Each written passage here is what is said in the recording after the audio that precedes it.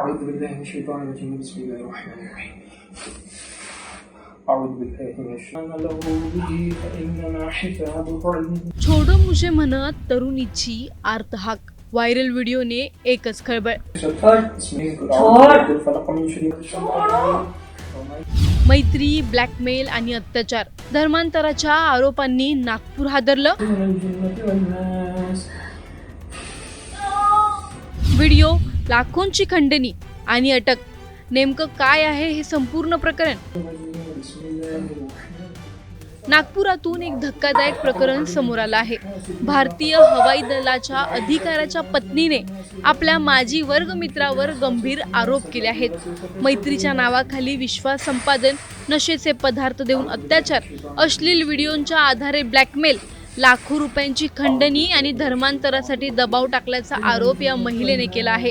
या प्रकरणातील एक व्हिडिओ सोशल मीडियावर तुफान व्हायरल झाला असून त्यात तरुणी छोडो मुझे अशी आर्त विनंती करताना दिसत आहे.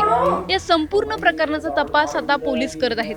नेमकं काय घडलं हे जाणून घेऊयात या व्हिडिओमधून. व्हिडिओ शेवटपर्यंत नक्की पहा आणि टाइम्स नाऊ मराठीच्या यूट्यूब, इंस्टाग्राम आणि फेसबुक पेजला फॉलो करायला विसरू नका.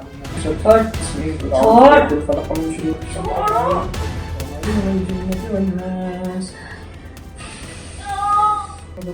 तक्रारदार 24 वर्षीय महिला ही भारतीय हवाई दलातील अधिकाऱ्याची पत्नी असून तिचे पती सध्या दुसऱ्या शहरात कार्यरत असल्याची माहिती पोलिसांनी दिली आहे. संबंधित महिला प्रॉपर्टी डीलिंगचं काम करते. महिलेच्या तक्रारीनुसार फेब्रुवारी 2025 मध्ये तिचा माजी वर्गमित्र अय्याज ताज मदारे याने प्लॉट खरेदीच्या बहाण्याने तिच्याशी संपर्क साधला आणि तिला वर्धा रोडवरील एका हॉटेलमध्ये बोलावलं. महिलेचा आरोप आहे की हॉटेलमध्ये तिला नशायुक्त पेय देण्यात आलं. त्यानंतर ती बेशुद्ध झाल्यावर तिच्यावर लैंगिक अत्याचार करण्यात आला आहे. एवढंच नाही तर या घटनेचे व्हिडिओज, फोटोज आरोपीने काढल्याचा आरोप करण्यात आला आहे. पुढे हेच व्हिडिओ दाखवून तिला वारंवार ब्लॅकमेल करण्यात आलं आणि तिचे लैंगिक शोषण सुरूच ठेवण्यात आल्याचे तक्रारीत म्हटले आहे. महिलेने आणखी आरोप केला आहे की आरोपीने तिच्याकडून तब्बल 3,09,000 रुपये उकळलेत. अश्लील व्हिडिओ व्हायरल करण्याची धमकी देत पैशांची मागणी करण्यात आली. भीतीमुळे आणि वैवाहिक आयुष्य उद्ध्वस्त होईल या चिंतेमुळे ती दीर्घकाळ गप्प राहिल्याचे तिने पोलिसांना सांगितले. दरम्यान या प्रकरणातील सर्वात चर्चेचा विषय ठरला आहे तो व्हायरल व्हिडिओ. या व्हिडिओमध्ये तरुणी आरोपीच्या तावडीतून स्वतःला सोडवण्याचा प्रयत्न करताना दिसते. ती वारंवार छोडो मुझे अशी विनंती करत असताना आरोपीने तिचे हात पकडून काही धार्मिक मंत्रोच्चार करताना दिसत असल्याचा दावा करण्यात येत आहे. पोलिसांनी हा व्हिडिओ तक्रारदार महिलेकडून पुरावा म्हणून मिळाल्याची पुष्टी केली असून त्याची सत्यता अजून पडताळली जात आहे. महिलेच्या तक्रारीनुसार मे महिन्यात तिला नागपूर जवळील कळमेश्वर परिसरात नेण्यात आलं. तिथे अमीन शेख आणि मध्य प्रदेशातील तमिया येथील हजरत मौलाना या व्यक्तीशी तिची ओळख करून देण्यात आली. तिघांनी मिळून एका निर्जन ठिकाणी काही धार्मिक विधी केल्याचा आणि तिचे धर्मांतर पूर्ण झाल्याचे सांगितल्याचा आरोप महिलेने केला आहे.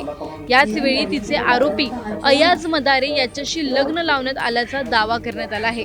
तसेच त्यानंतर पुन्हा एकदा तिच्यावर अत्याचार करण्याचा प्रयत्न झाल्याचाही आरोप तिने केला आहे. या सर्व घटनांमुळे मानसिकदृष्ट्या खचलेल्या महिलेने बराच काळ मौन बाळगलं होतं. मात्र काही दिवसांपूर्वी तिचे पती सुट्टीवर घरी आल्यानंतर तिने त्यांना संपूर्ण प्रकार सांगितला. त्यानंतर 13 जून रोजी नागपूरच्या सोनेगाव पोलीस ठाण्यात तक्रार दाखल करण्यात आली आहे. पोलिसांनी तत्काळ कारवाई करत अय्याज ताज मदारे आणि अमीन शेख या दोघांना अटक केली आहे. तर तिसरा आरोपी हजरत मौलाना याचा शोध सुरू असल्याची माहिती पोलिसांनी दिली आहे. पोलिसांनी या प्रकरणाचा तपास सुरू केला असून तक्रारीतील सर्व आरोपांची पडताळणी केली जात आहे. व्हिडिओ, आर्थिक व्यवहार, कॉल रेकॉर्ड आणि इतर डिजिटल पुरावे तपासले जात आहेत.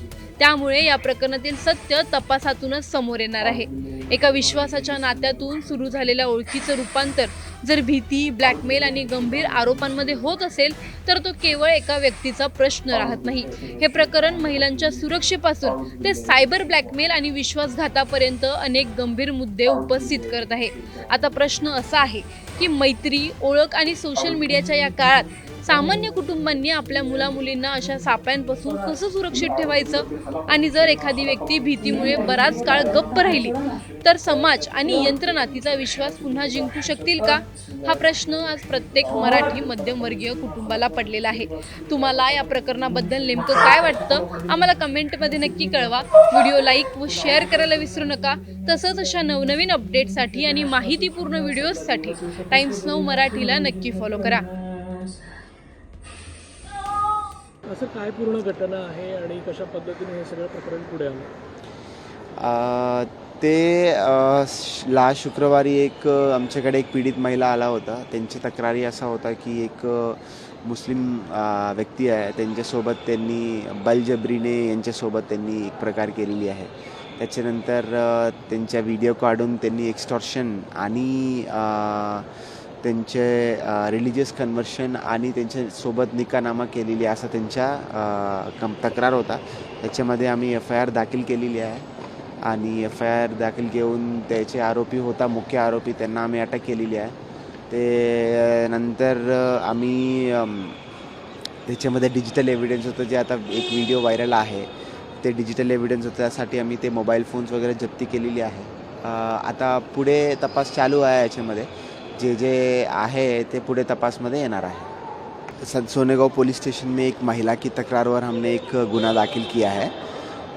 इसमें बेसिकली FIR में जो पीड़ित है उसका कहना है कि उसके ऊपर बलजबरी उसका संबंध हुआ है. फिर उसके बाद रिलीजियस कन्वर्शन का भी प्रकार है. उसके बाद उससे एक्सटॉर्शन भी मांगा गया था एंड कन्वर्शन में उसके साथ वहाँ पे जाके निकाहनामा भी किया था. तो हमने कंप्लेंट आने के बाद इमीडिएटली उसको सीरियसली लिया, FIR इमीडिएटली रजिस्टर किया. इसके बाद 2 आरोपी को भी हमने अरेस्ट किया. फिर जितना भी डिजिटल ट्रायल है उसमें तो वो सब हमने ले लिया. फिर उसके बाद जो उसका मोबाइल फ़ोन से जो वीडियो एक सर्कुलेट हो रहा है तो वो भी हमने डेटा वगैरह रिकवर करने की कोशिश कर रहे हैं. एंड वैसे प्रकार और कुछ है क्या, तो इसमें हमारा अभी इन्वेस्टिगेशन चालू है एज ऑफ नो.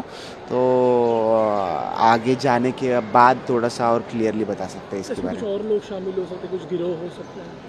तो एज ऑफ नाउ अभी 3 आरोपी हमने किया है. 2 आरोपी को अटक किया है. एक आरोपी के लिए हमने MP छिंदवाड़ा में भेज दिया है. तो इसमें और होने की चांसेस 100% है. तो आगे जाएंगे. इसका कोई साथीदार है, कोई है, तो वो सब के लिए है. ये कब से चल रहा था और कुछ पीड़ित इसमें आगे आ सकते हैं? आने की चांसेस है. ये 2025 अभी तक 1 साल की पहले की बात है. ये तब से वो चल रही है. तो पीड़ित इसमें और भी आ सकता है 100%. बट अभी तक तो कोई आया नहीं है एक्सेप्ट है. तो आगे इन्वेस्टिगेशन में पता चलेगा.